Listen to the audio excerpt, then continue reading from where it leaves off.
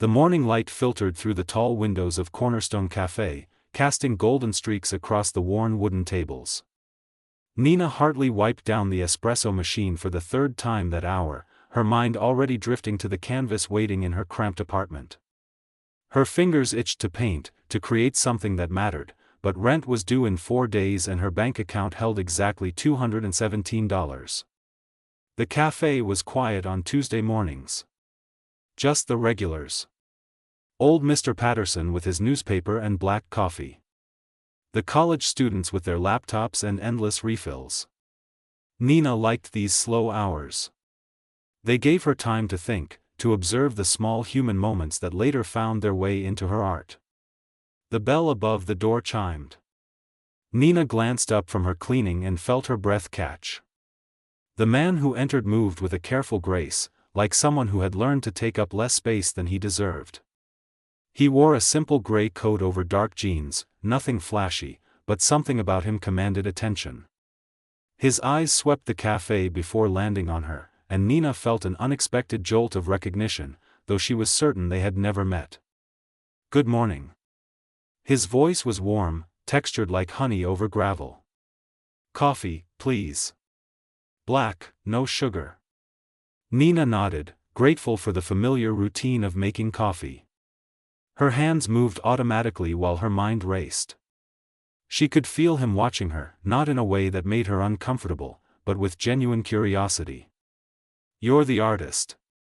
It wasn't a question. Nina turned, surprised. "Excuse me?" He gestured to her hands. "Paint under your fingernails. Cobalt blue and cadmium yellow, if I'm not mistaken. And there's a small smudge of titanium white on your wrist. Either you're an artist or you've had a very interesting morning." Nina looked at her hands, suddenly self-conscious. She had scrubbed them twice before her shift, but paint had a way of clinging to skin like a stubborn memory. "I paint when I'm not making coffee for observant strangers." His smile transformed his face, softening the serious lines around his eyes. "Julian Stone. And I apologize for being forward. I have a habit of noticing details." Nina Hartley. She handed him the coffee, their fingers brushing briefly. The contact sent an unexpected warmth through her palm. "What brings you to this neighborhood? You don't look like our usual crowd." Julian took a sip of his coffee, his eyes never leaving hers. "I'm staying nearby for a few weeks. Work project. A friend recommended this place, said the coffee was decent and the atmosphere was worth the trip." The atmosphere is code for we don't kick people out if they nurse one coffee for 3 hours. He laughed, a genuine sound that made Nina want to hear it again. "Then it's exactly what I need. Tell me about your art, Nina Hartley. What do you paint?" Nina hesitated. Most people asked out of politeness, their attention already drifting before she finished answering. But Julian's gaze was steady, patient. "People mostly. Moments that matter. The in-between times when people think nobody's watching. When they're most themselves." "That sounds lonely." "Beautiful, but lonely." The observation caught her off guard. It was something she had never articulated, even to herself. "Maybe. But those moments are when people are most honest. When the masks come off. And you capture that? The honesty?" "I try." Nina felt herself relaxing despite her usual guardedness. "Sometimes I succeed. Most times I'm just throwing paint at canvas and hoping something meaningful emerges." Julian set down his coffee cup with deliberate care. "I'd like to see your work. Would that be possible?" Nina's instinct was to deflect, to make excuses about her art not being ready or good enough. But something in his expression stopped her. There was no pity there, no condescension. Just genuine interest. "I have a few pieces showing at the Monroe Gallery on 5th Street. Small space, emerging artists. Nothing fancy." "Fancy is overrated." Julian pulled out his phone. "Monroe Gallery on 5th. Got it. When are you usually there? I stop by most evenings after my shift. Around 7. The owner, Rebecca, she's a friend. She lets me hang around. Then I'll see you at 7. Julian finished his coffee and stood. Thank you for the conversation, Nina. And the coffee was more than decent. Nina watched him leave, feeling oddly unsettled. The cafe suddenly seemed emptier, the morning light less golden. She returned to wiping the espresso machine, but her mind was elsewhere. That evening, Nina rushed through her closing duties and practically ran to the gallery. Rebecca Kim was arranging a new display when Nina burst through the door, breathless and flushed. You look like you've seen a ghost. Rebecca set down the frame she was holding. Or a very attractive ghost, judging by that expression. Nina tried to compose herself. Someone might come by to see my work tonight. A man I met at the cafe this morning. Rebecca's eyebrows shot up. A man? Nina Hartley, are you telling me you have a date? It's not a date. He's just interested in my art. Sure. And I'm just the Queen of England. Rebecca grinned. What's he like? Nina struggled to find words. Observant. Interesting. There's something about him that feels familiar, but I can't place it. Mysterious and good-looking? This is definitely a date. The gallery door opened at exactly 7. Julian stepped inside, his eyes immediately finding Nina across the room. He smiled, and Nina felt her heart do something complicated in her chest. He walked slowly through the gallery, stopping at each of her paintings. Nina tried not to watch, but found herself tracking his movements, noting how long he spent in front of each piece. When he reached her largest work, a portrait of a woman standing at a rain-streaked window, he stopped completely. 5 minutes passed. Then 10. Julian stood perfectly still, his expression unreadable. Finally, he turned to her. This one. The woman at the window. Who is she? Nina approached, standing beside him. My mother. 3 years ago, right before she got sick. I came home early and found her like that, just staring out at the rain. She didn't know I was there. She looks like she's holding the weight of the world. Julian's voice was quiet. Like she knows something terrible is coming and she's trying to be brave about it. Yes. Nina felt tears prick her eyes. Exactly that. You see people the way they wish they could be seen. Julian turned to face her. That's a rare gift, Nina. Their eyes met and held. In that moment, standing in the quiet gallery with rain beginning to tap against the windows outside, Nina felt something shift. Something that felt like possibility. Like hope. Like danger. The weeks that followed felt like walking through a dream Nina was afraid to wake from. Julian became a constant presence in her life, appearing at the cafe each morning with his black coffee and easy conversation. He asked questions that made her think, listened like her words mattered, and shared pieces of himself that felt like gifts carefully unwrapped. They fell into a rhythm. Mornings at the cafe, evenings at the gallery, or walking through the city as autumn painted the trees in shades of amber and rust. Julian showed her hidden corners of the city she had never noticed. A small bookstore tucked behind a laundromat where the owner kept rare art books in a back room. A rooftop garden where someone had planted wildflowers between the ventilation units. Places that felt like secrets. Tell me about your family. Nina asked one evening as they sat on a bench in Washington Square Park. The sun was setting, turning the arch into a golden silhouette against the darkening sky. You never talk about them. Julian was quiet for a long moment, his hands clasped between his knees. His jaw tightened almost imperceptibly. There's not much to tell. My parents died when I was young. Car accident. I was raised by my grandmother until she passed 5 years ago. I'm sorry. Nina touched his arm gently. That must have been incredibly hard. You learned to carry it. Julian's voice was careful, measured. The grief becomes part of you, like an old injury that aches when it rains. You mentioned a brother once? Nina smiled, grateful for the shift. Thomas. He's 22, studying engineering at Columbia. He's brilliant and infuriating, and I'd do anything for him. Our parents both worked long hours when we were growing up, so I practically raised him. He was 8 when Mom got sick, 14 when she died. Dad followed 2 years later. Heart attack. So we're both orphans. Julian turned to look at her, and something in his expression made her chest tighten. Maybe that's why I feel like I can talk to you. Like you understand. Nina leaned her head against his shoulder, feeling the steady rise and fall of his breathing. I do understand.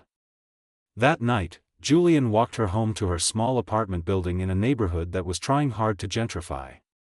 At her door, he hesitated, his hand coming up to touch her face with a gentleness that made her breath catch.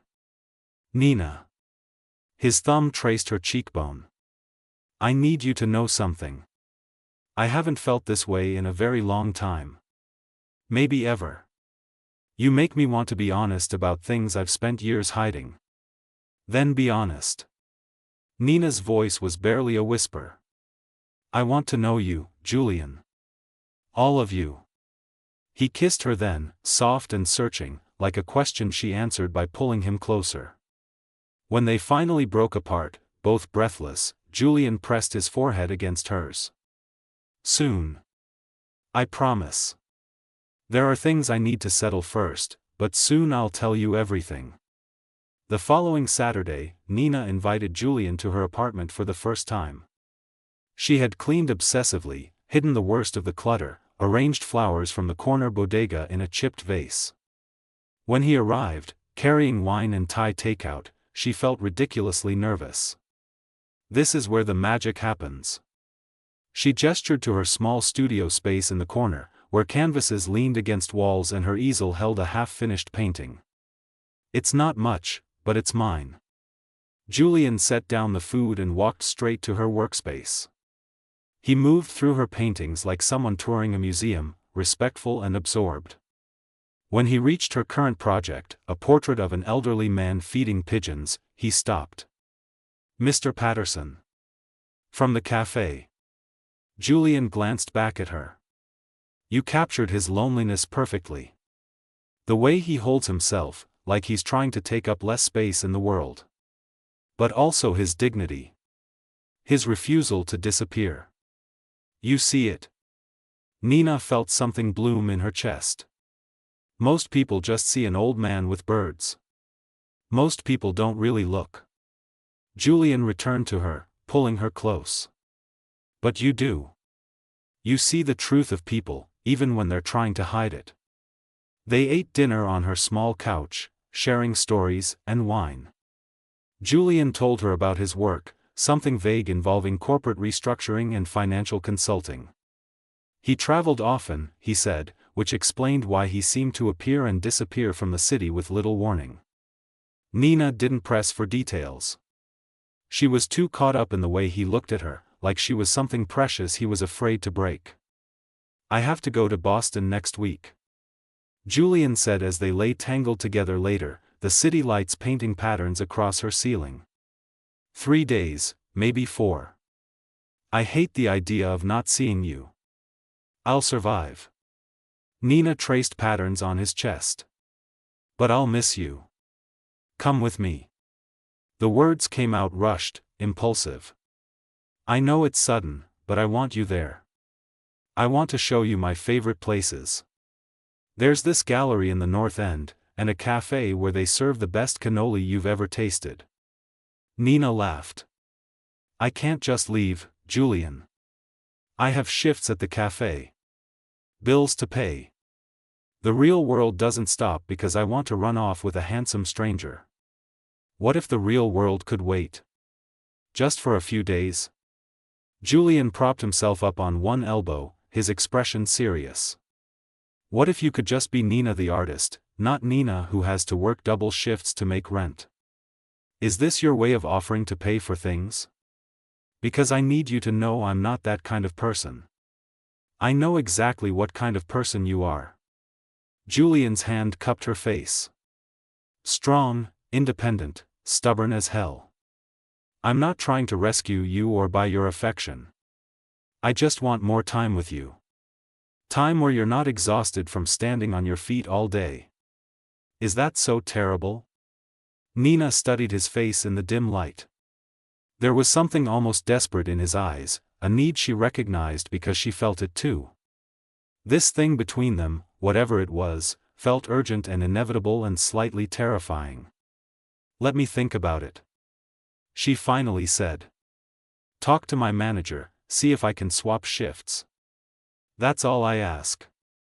Julian kissed her forehead, her nose, her lips. Thank you. But as Nina drifted toward sleep that night, wrapped in Julian's arms, a small voice in the back of her mind whispered warnings she chose to ignore. There were gaps in his stories, moments when his expression closed off completely. The way he never gave straight answers about his work. How he seemed to have unlimited money but claimed to be just a consultant. The phone calls he took in another room, his voice low and tense. She pushed the doubts away. Everyone had secrets, complicated pasts, parts of themselves they kept hidden. Julian was opening up to her slowly, carefully. She needed to be patient. To trust what she felt when she was with him, this sense of rightness that made everything else fade away. The next morning, Nina woke alone. Julian had left a note on her pillow in careful handwriting. Had to catch an early flight. Thinking of you already. Call you tonight. J. She held the note, feeling the indent of his pen on the paper. Rebecca's voice echoed in her mind from their conversation the previous afternoon. Be careful, Nina. I know you're falling for this guy, but you barely know him. Where does he live? What does he really do? Why is he always so vague about everything? Nina had defended him, insisted that he was just private, that not everyone spilled their entire life story immediately. But now, alone in her apartment with morning light exposing every crack and imperfection, the doubts crept back. She picked up her phone and did something she had been avoiding. She searched for Julian Stone online. The results were surprisingly sparse. A few professional profiles with minimal information, a couple of mentions in business articles, nothing personal. No social media presence. No photos. For someone who supposedly worked in corporate consulting, he had almost no digital footprint. Nina's finger hovered over one link. A news article from 5 years ago. Stone Industries scandal, family empire crumbles. Her heart began to race as she clicked through, but the article was behind a paywall. She tried another link, then another, finding fragments of information that didn't quite connect. Her phone rang, making her jump. Julian's name flashed on the screen. She answered, hating how guilty she felt. Good morning, beautiful. His voice was warm, familiar. I'm sorry I left without waking you. You looked so peaceful I couldn't bear to disturb you. It's okay. Nina forced brightness into her tone. Early flight? The earliest. I'm at the airport now. Nina, about Boston. Have you thought about it? She looked at her laptop screen, at the incomplete puzzle of information she had started to assemble. Then she closed it firmly. I talked to my manager. I can come. 3 days. The joy in Julian's voice was unmistakable. Really? Nina, you have no idea how happy that makes me. I promise you won't regret this. But as she hung up and stared at her closed laptop, Nina wondered if she already did. Boston welcomed them with crisp autumn air and streets lined with trees that blazed orange and red. Julian had reserved a suite at a boutique hotel in the Back Bay, all exposed brick and floor-to-ceiling windows overlooking the public garden. Nina tried not to think about what the room must cost, tried not to add it to the growing list of things that didn't quite make sense. For 2 days, they wandered the city like lovers in a movie. Julian took her to hidden galleries in converted warehouses, to restaurants where the owners greeted him by name, to quiet spots along the Charles River where the water reflected the changing leaves. He was attentive and present, but Nina noticed the way his phone vibrated constantly, the messages he glanced at with increasing tension. On their second evening, they were having dinner at a small Italian restaurant in the North End when Julian's phone rang. He looked at the screen and his face went pale. "I need to take this." He stood abruptly. "I'll be right back." Nina watched him walk outside, saw him through the window pacing and gesturing. His body language was all wrong, tense and defensive. She told herself it was just work stress, that everyone had difficult professional calls. But doubt gnawed at her. When he returned 15 minutes later, his smile was forced. "Sorry about that. Work crisis. Nothing I can't handle. You seem stressed." Nina reached across the table for his hand. "Do you want to talk about it?" "No." The word came out too sharp. Then, softer, "I don't want work to ruin our time together. Let's just enjoy the evening." But the evening felt different now, weighted with unspoken tension. Back at the hotel, Julian made love to her with an almost desperate intensity, like he was trying to prove something or hold on to something slipping away. Afterward, as he slept, Nina lay awake staring at the ceiling. His phone sat on the nightstand, screen down. She had never been the kind of person to snoop, had always believed that trust was the foundation of any relationship. But her artist's eye, trained to notice details, had been collecting fragments all evening. The way the hostess had called him Mr. Stone with particular deference. The man at the gallery who had started to approach them before Julian steered her quickly away. The tension that never quite left his shoulders. Nina slipped out of bed and walked to the window. The city sprawled below, lights twinkling like grounded stars. She caught her reflection in the glass, saw a woman she barely recognized. When had she become someone who ignored her instincts? Who pushed away questions because she was afraid of the answers? Her phone buzzed with a text from Rebecca. "Hope Boston is amazing. But Nina, I did some digging. We need to talk when you get back. It's important." Nina's hands trembled as she typed back. "What did you find?" The response came immediately. "Not over text. But be careful. Please." Sleep was impossible after that. Nina moved quietly around the suite, her mind racing. She found Julian's laptop bag on the desk, partially unzipped. She shouldn't look. She knew she shouldn't. But her hand was already reaching inside, pulling out a folder of papers. The first document made her stomach drop.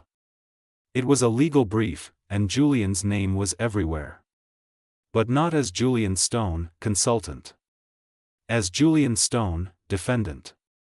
The words jumped out at her. Fraud. Embezzlement. Stone Industries. Millions of dollars. Ongoing investigation. Nina's vision blurred as she flipped through more papers.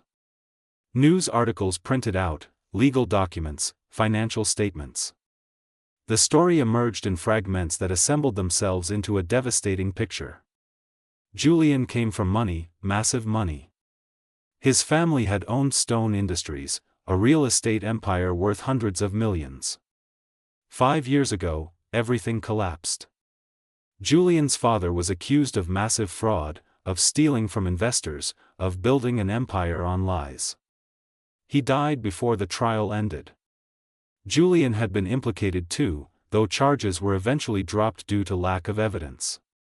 But the damage was done. The family lost everything. The company dissolved. Investors lost fortunes.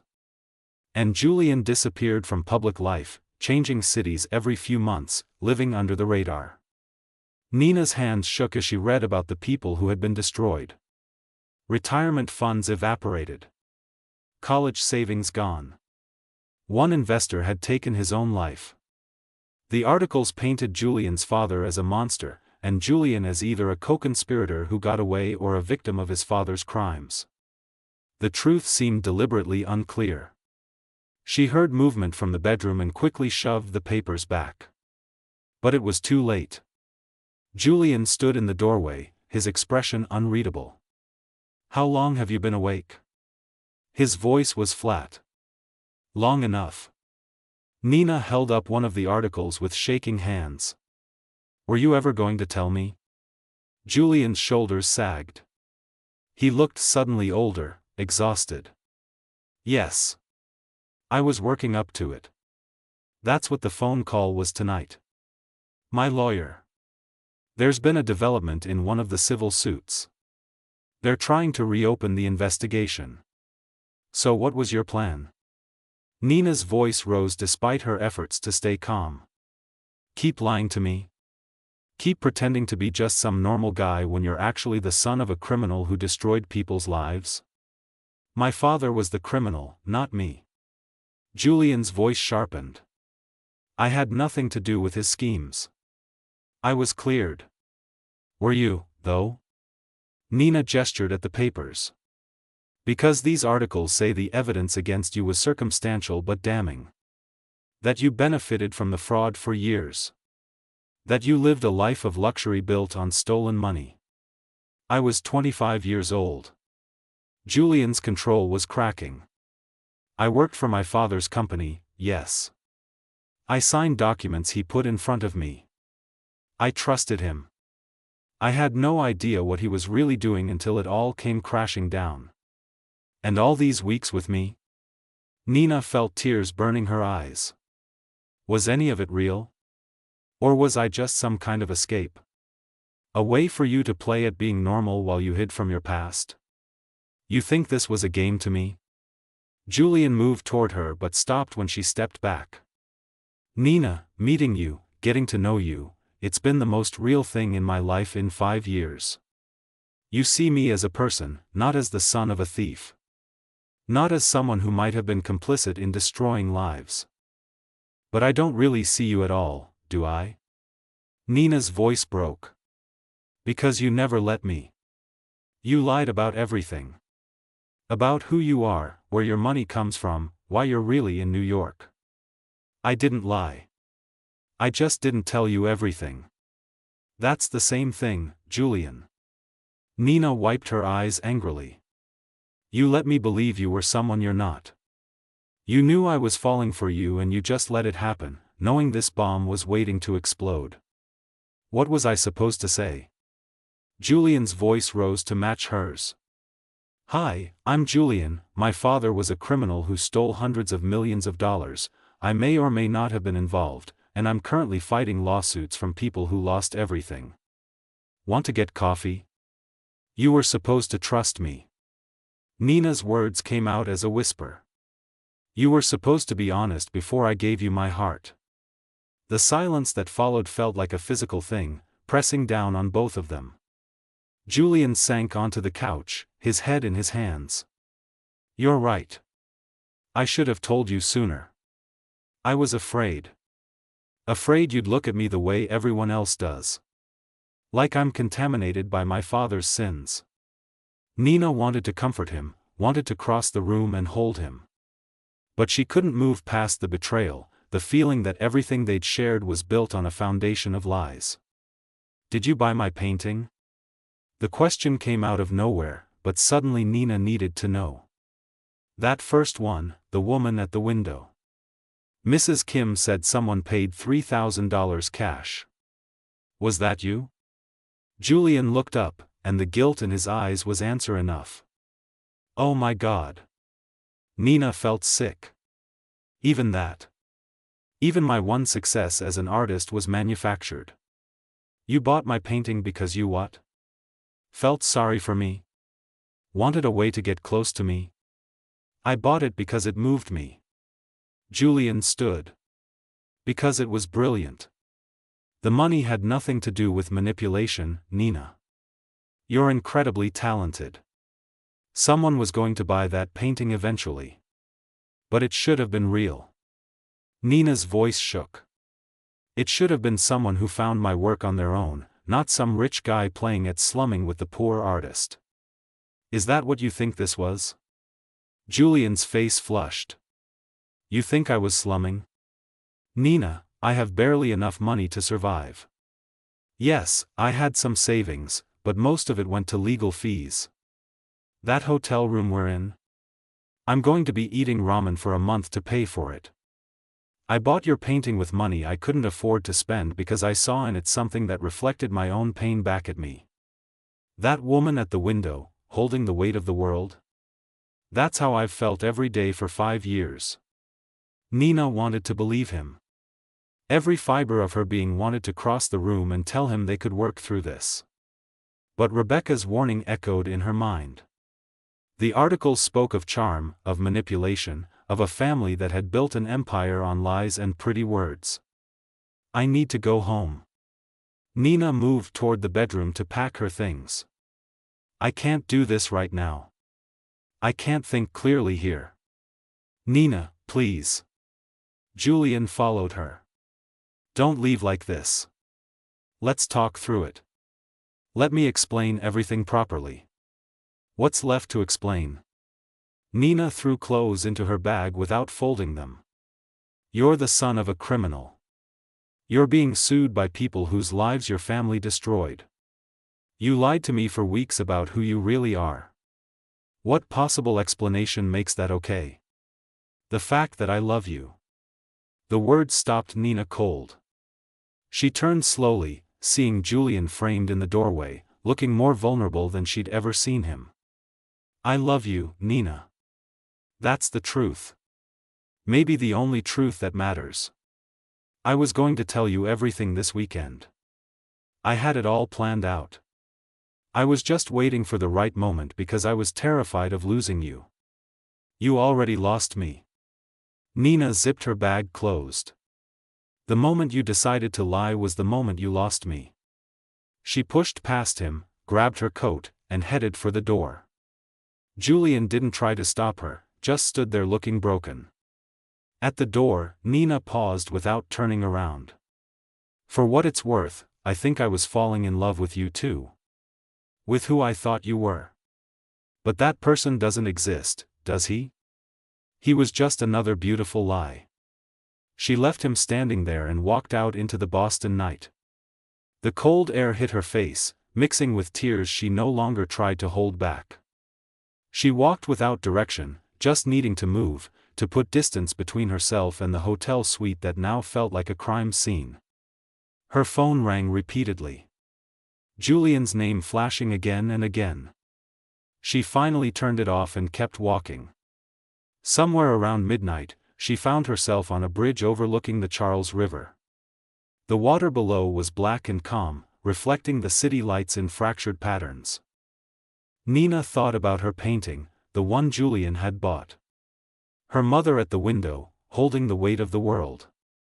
She finally understood what her mother had been thinking that rainy afternoon. Sometimes you see the truth coming. Sometimes you know the person you love is capable of breaking your heart. And sometimes you love them anyway, even though you know better. But Nina was her mother's daughter. She had learned that love without honesty wasn't love at all. It was just another beautiful painting, all surface and no substance. She pulled out her phone and turned it back on. 47 missed calls. Dozens of texts. The last one simply said, "I'm sorry. I understand if you never want to see me again. But please let me know you're safe." Nina typed back one word. Home. Then she called a car service and started the long journey back to New York, back to her small apartment and her paintings and her life that suddenly felt emptier than ever before. Behind her, Boston glowed against the night sky, beautiful and distant. Like a dream she was finally waking from. Like a lie she had desperately wanted to believe.